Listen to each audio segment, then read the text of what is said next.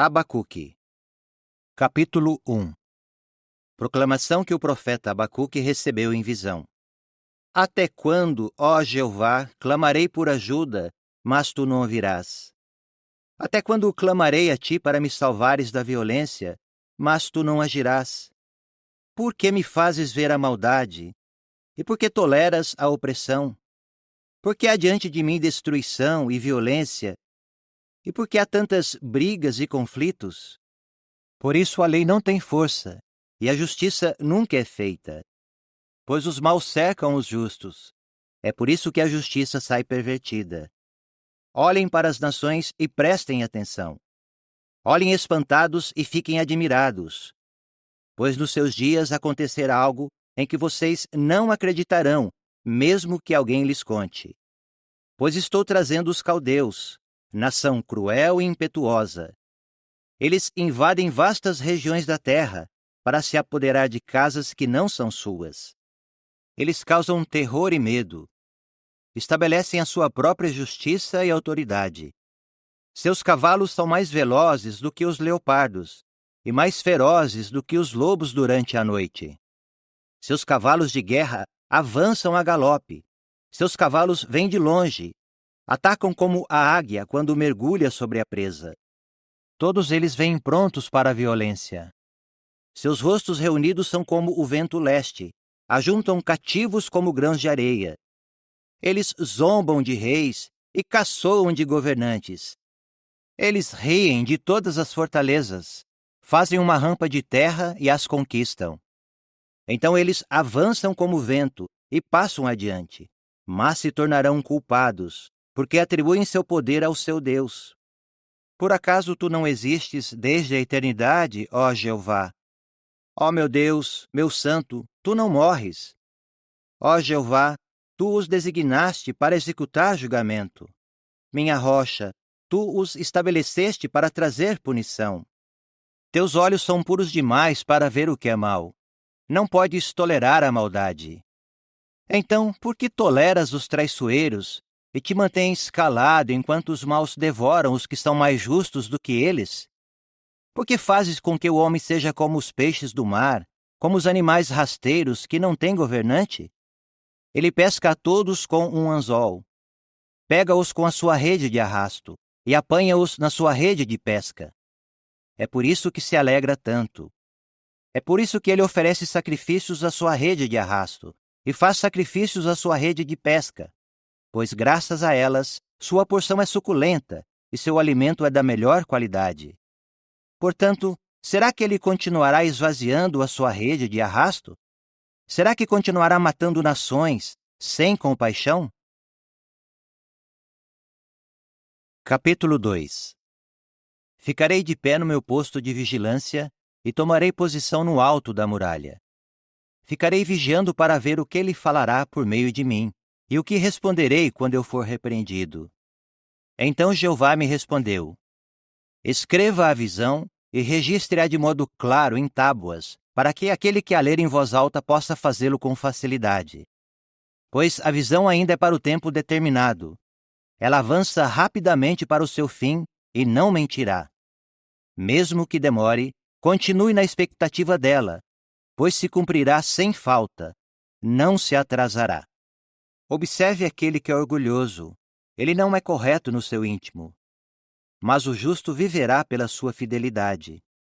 De fato, visto que o vinho é traiçoeiro, o homem arrogante não atingirá o seu alvo. Ele é voraz como a sepultura, insaciável como a morte. Continua ajuntando todas as nações e reunindo para si todos os povos. Não proferirão todos eles um provérbio, uma declaração intrigante e enigmas contra ele? Eles dirão: ai daquele que acumula o que não é seu, até quando? E que aumenta ainda mais as suas dívidas. Não se levantarão de repente os seus credores? Eles acordarão e os sacudirão violentamente, e você servirá de despojo para eles. Visto que você saqueou muitas nações, todos os povos que restarem o saquearão, pois você derramou sangue humano e cometeu violência contra a terra, contra as cidades e contra os seus habitantes. Ai daquele que obtém lucro injusto para sua casa a fim de colocar seu ninho no alto e se livrar das garras da calamidade. Suas tramas resultam em vergonha para sua própria casa.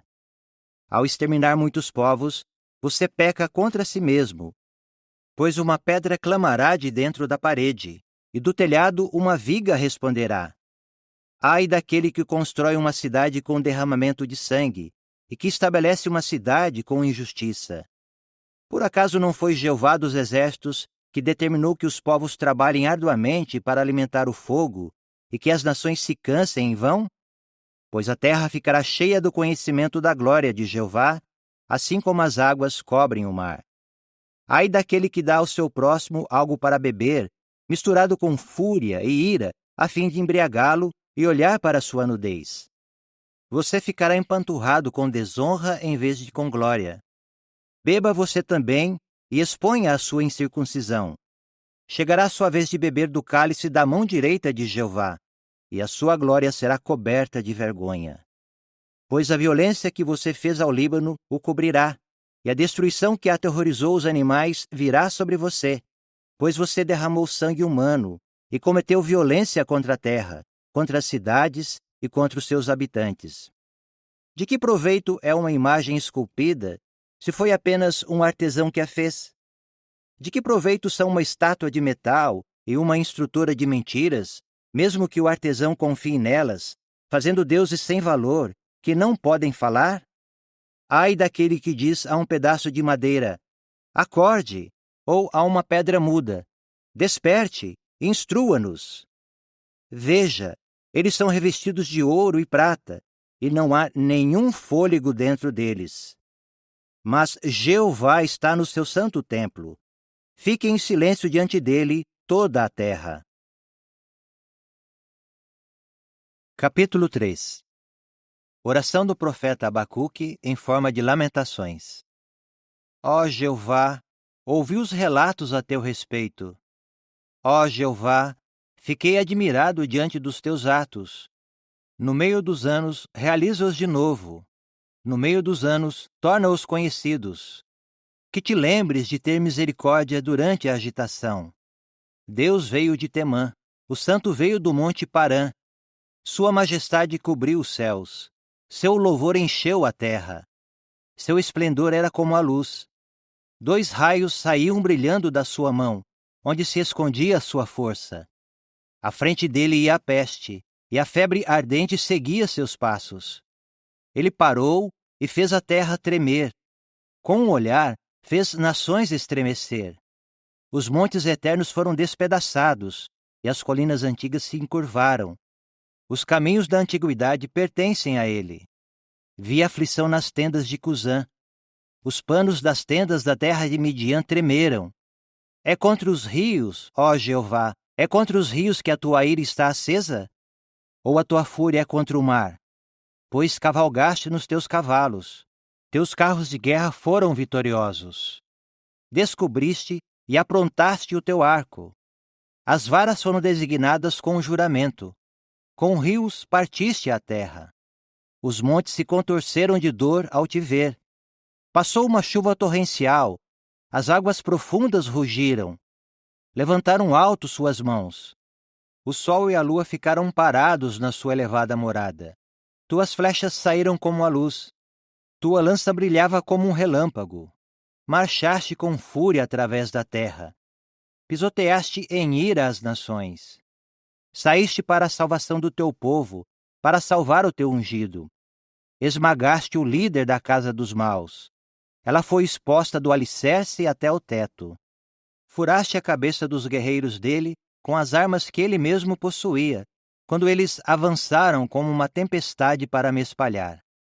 Eles se alegravam com a perspectiva de devorar um oprimido em segredo. Avançaste através do mar com os teus cavalos, através de vastas águas revoltas. Eu ouvi e estremeci no íntimo. Meus lábios tremeram diante do som. A podridão penetrou nos meus ossos. Minhas pernas vacilaram. Mas espero tranquilamente o dia da aflição, pois ele está vindo sobre aqueles que nos atacam.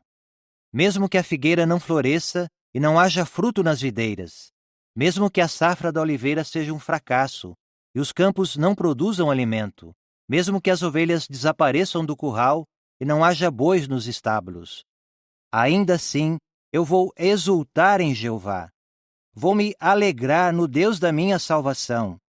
O soberano Senhor Jeová é a minha força. Ele fará os meus pés como os de um cervo e me fará pisar nos lugares elevados. Ao regente, para ser acompanhado com os meus instrumentos de cordas.